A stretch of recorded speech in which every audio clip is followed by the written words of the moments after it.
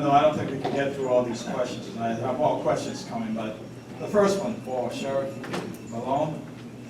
The governor passed a bill effective July 1st, 2015 that requires law enforcement agencies to take the DNA of persons arrested for a felony.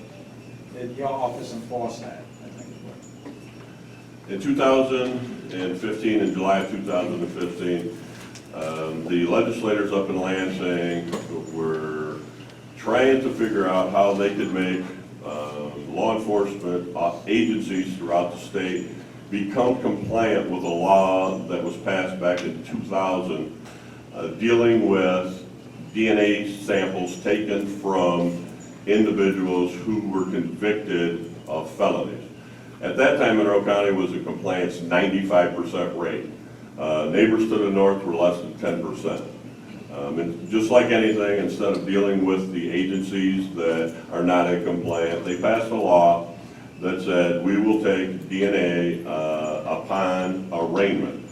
Further in the law, it states that you will track the DNA from the time you take it, and that's the easy process. It takes 5 minutes to take the DNA, put it all together, submit it to the evidence room. Our evidence person comes in, takes that, logs that evidence into the computer, and ships it off to the Michigan State Police Crime Lab.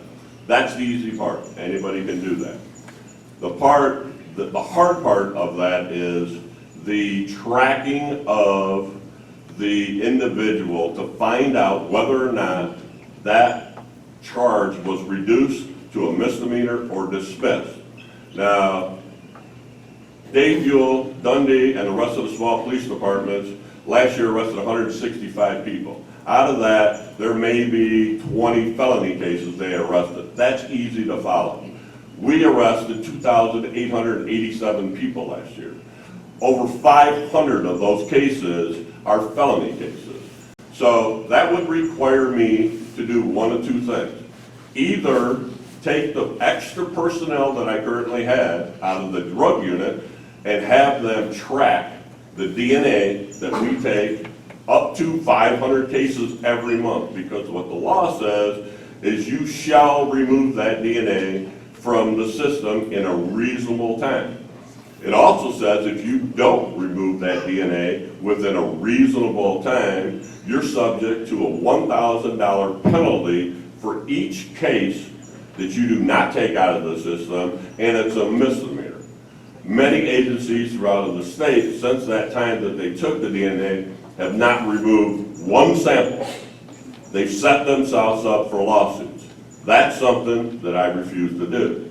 So as soon as the law was passed, I got a hold of Jason Shepard, he's in the room here, Bill Lavoie, and Dale Zorn.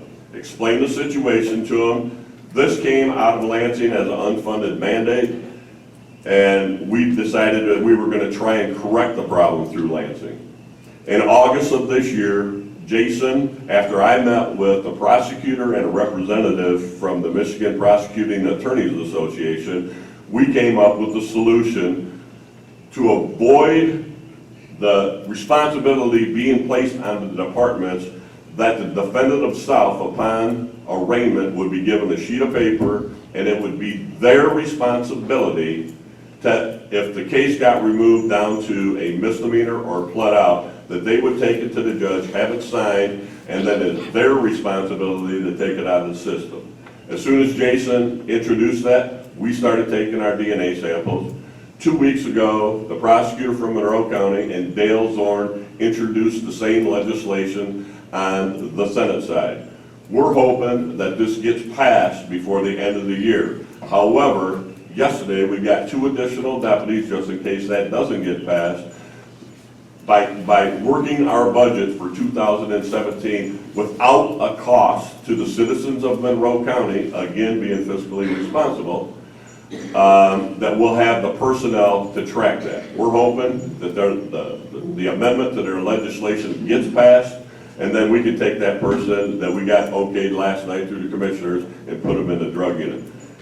This question I knew was coming up, but I also knew that I had to explain it specifically so you understood that I intentionally did not set our agency up and the citizens of Monroe County for civil lawsuits. Thank you.